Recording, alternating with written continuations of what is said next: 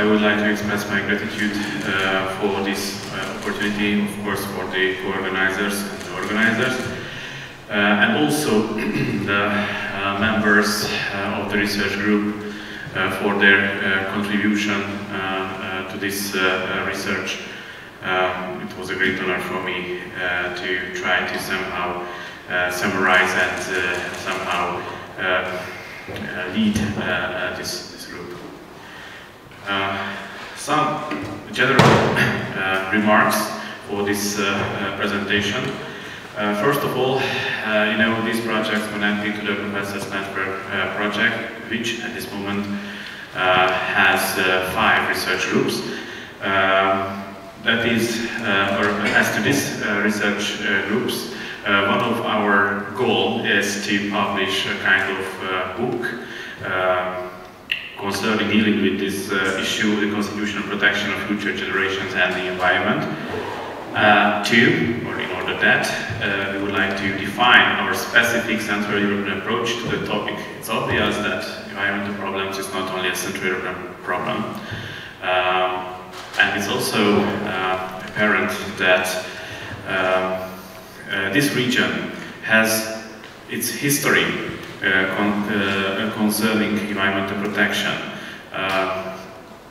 One of our members in his presentation mentioned that his or her country, after the Stockholm Conference, adopted its general environmental protection rules, and that was the situation also in Hungary, that we had a quite early general act. That is, this environmental protection problem is also a problem of the Central Europe. And however, I think that it's not good if we try only to accept the modern environmental protection policies of other regions, but we should try to somehow determine our problems and to find our solutions. Maybe some of them is specific, maybe some of them of course general, but it's quite important aspect of this analysis. Here you can see the system of the book, conceptual topics. The author is Professor Bandi, international aspects, and of course national situations in 8 countries. Here you can see the countries themselves denominated. The first thing as to this presentation, that the book chapters are not finalized. It means that for the present assessment, the present presentation can only be considered as a provisional observations. Maybe in the second part of the year I will present something different from this presentation. The present assessment, however, was based on 7 countries chapters. That is, in this presentation I did not deal with Romania, but of course in the book and in the final conclusion I will also deal with Romania. That is the maybe most important issues of the comparison of this research, especially to the national chapters of the book. In their presentations, our members, some of them presented all of these issues, or almost all of these issues. Some of them focused only 1 or 2 or some moments of these aspects. However, that is the most interesting part. And now I would like to start with the constitutional definition of concepts of these issues. First of all, environment, whether is it mentioned, it's typical that it's mentioned. However, we cannot find typically the definition or the concept of this environment in the Constitution. There is an exception, that is Croatia. Natural resources. You know, the special protection of natural resources is stipulated almost in all constitutions except Poland. The concept, however, is exemplificative in some countries' constitution. Here you can see the countries. And in some constitutions, there are specific rules also for separate components as well. Future generations, they are mentioned in 4 constitutions from 7. I think it can be quite interesting that, for example, in Hungarian constitution, the future Hungarians also denominated. In the CC's practice, there is only indirect reference to the concept of future generation. Therefore the question, what does it mean exactly?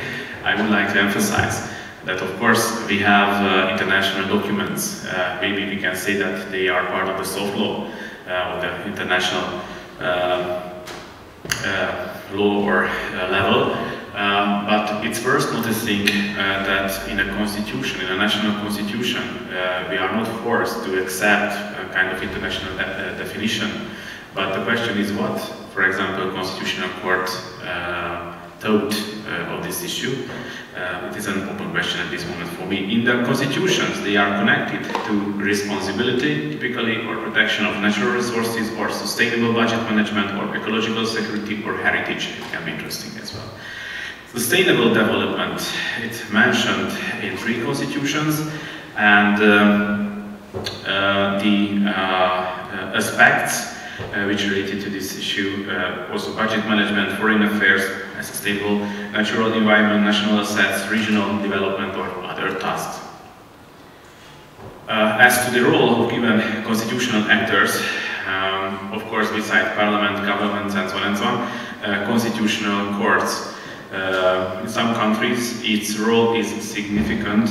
It was obvious for me, for example, in Hungary, Poland, but for example, our Slovenian colleague mentioned that in their country, the Constitutional Court also has an important role. In numerous countries, it is only a so-called court of law. However, in my opinion, in Hungary, it has also a little bit of court of fact aspect in connection with environmental issues, for example, to prove the level, the present level, of the protection of environment, and whether a measure it is below or above this level. Ombudsman. It's typical that in a country there is a kind of ombudsman, a kind of general ombudsman, but it's quite specific in Hungary that we have a specific deputy ombudsman established by the constitution, especially for the protection of future generation. Their competence, however, typically focuses on public actors, national, regional, and local actors. Another interesting actor can be the president of a state. Some of them are active. Our Czech colleague also mentioned President from Czechia. The situation was same in Hungary. My young colleague Nico Krajniak mentioned some important Constitutional Court decisions. Some of them was also supported by the President of Hungary. The 2015 or 2018 constitutional judgment. I think it's an important message for us. As to human rights, of course, the core right can be the right to a healthy environment. In 5 countries' constitution, it is regulated with this name or a similar name. That is the situation in Czechia and in Slovakia, that they apply the right to a favorable environment. However, our members assess it as a synonym to the right to a healthy environment. In Slovenia, the right to a healthy living environment is mentioned, and our colleague from Slovenia assessed the situation that is not less than, for example, the typical right to a healthy environment. However, in Croatia, the situation is quite interesting with the right to a healthy life. Our professor mentioned it's not the right to life, and it's not the same as the right to a healthy environment, something between these categories. In some countries, the constitutional courts and ombudsman's practice is quite significant to interpret this right. That was the situation, for example, in Hungary. In our country, you know, the non-derogation principle and precautionary principle is developed by the Constitutional Court as a hard principles, maybe by which the Constitutional Court is able to terminate a kind of act. As to human rights, other rights related to the right to a healthy environment or protection of the environment, you can see that the interconnections among these human rights, it's so colorful. Expresses where these connections to the environment can be found in connection with the right to information, right to health, right to drinking water, right to healthy life, and also there are numerous interactions denominated by the Constitutional Court's practice. Here you can see the list of these rights. Maybe after my presentation there will be a critique that human dignity was not mentioned on the table. Another interesting aspect, of course, that human rights subject to restrictions with reference to the environment. A quite interesting issue connected to Poland, that is, in a general sense, human rights can be restricted to reference to the environment protection. It's typical that this restriction regulated in connection with the right to property or free enterprise and proprietary rights, freedom of movement and residence. And, of course, the Constitutional Court's practice is also active in connection with this topic.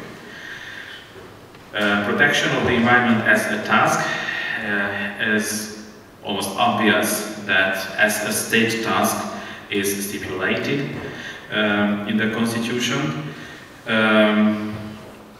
In some countries there are other state tasks relevant for the environment, for example in Hungary, the GMO for agriculture, access to drinking water, and so on and so on. In all countries, constitutions and or constitutional practice, it is defined as an obligation for citizens as well. And in all countries, constitutions or constitutional practice, it is defined as an obligation for other actors. Our conclusion is including, for example, multi-companies as well. As to liability and the polluter pays principle, it's typical that compensation for environmental damage is stipulated in the constitutions or in the constitutional practice, typically referring to anyone, everyone, state, provinces and persons. Therefore it's typical that they use a kind of general obligations, not only for state but for other actors as well. There was a question whether the constitutions or the constitutional practice stipulate the polluter or user pays principle. The situation is quite clear in Poland. We can say that it is partially regulated in Slovenia and partially, in my opinion, not, of course. And I know that that is your opinion as well. However, we cannot annoy, for example, the special opinion of a judge of the Constitutional Court, or, for example, the previous ombudsman of future generation, who, when assessed the new fundamental law, he expressed that issue that somehow he could interpret the Hungarian rules as polluter pays principle. Sorry. That is the situation that arguably maybe, and it's, yeah, okay. And other relevant values in the Constitution, you know, from a Hungarian point of view, it was obvious why we tried to analyze this issue, because as previously mentioned in the Hungarian Constitution, you can find that Christian culture is protected by the Constitution, and it's obvious that the churches, Christian churches, they are active and they are devoted to the protection of the environment. Therefore, it was a good opportunity to assess this issue in other countries as well. Another interesting issue connected to a core problem of the environmental protection, that is the population. The increasing population all around the world, but in Central Europe we have another characteristic, that is decreasing number of the population. Therefore, for me, it was a quite interesting issue. What is our position? Can we read something message in connection with this issue from the national constitution? Therefore, my question was whether a link between the present and future generation is regulated in the constitution or not.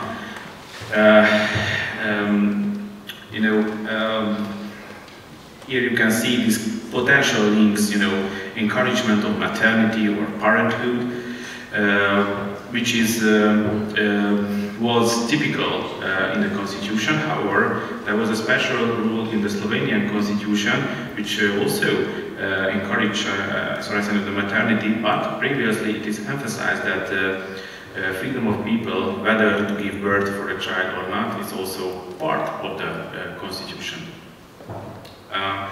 Another interesting issue that, as you know, the future generation, this category was adopted by the Mádl Commission, and it was at the end of the 80s, and nowadays the future generation, they are present generations, and the question, maybe we should also deal with this issue that the environmental problems increased. The activity to avoid the negative effect of our modern civilization, it was not as successful. Maybe we have to somehow reinterpret the category of future generation, and it's not a unique thing, because in numerous cases we can see that the future generation means not only unborn generations, but maybe already born generations. And another interesting issue, the connection between this generation, the transitional generations. It is a category, created by me, how to provide, this issue, maybe through the protection of children. It's an open issue, it's not something fixed or closed issue. I'm absolutely curious what is your opinion, whether is it an important factor in this topic or not. That was the reason why I asked my members of group to deal with this issue in your chapter. And the Lega Ferenda is first emphasizing that it's a quite important goal of our research to present good practices. If we can find in our country's constitution or constitutional practice, it is a good opportunity to do that. Now you cannot see, these good practices on my slide, but I hope that in the book we can present them. And another important goal of this research, to provide the Lega Ferenda proposals how to modify the rules or the practice.